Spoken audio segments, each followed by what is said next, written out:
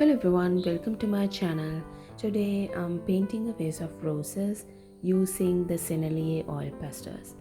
In a previous video I told you that I'm gonna paint this for a friend of mine, and this is the video of that painting. This did not turn out the way I initially intended. At the end of the video you'll see that the roses are a little bit too round. Almost all of the roses are of the same size, so it doesn't look very realistic in my opinion. I don't really like the colors.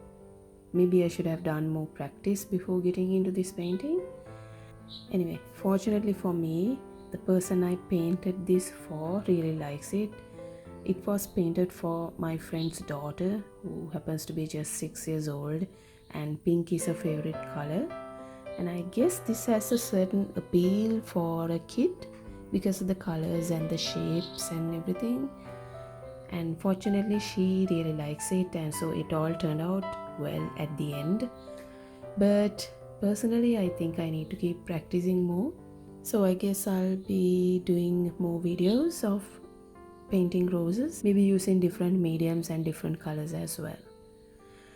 Alright, so I hope you enjoy this video. Please do subscribe to my channel, and I'll see you next time with more art videos. Bye bye.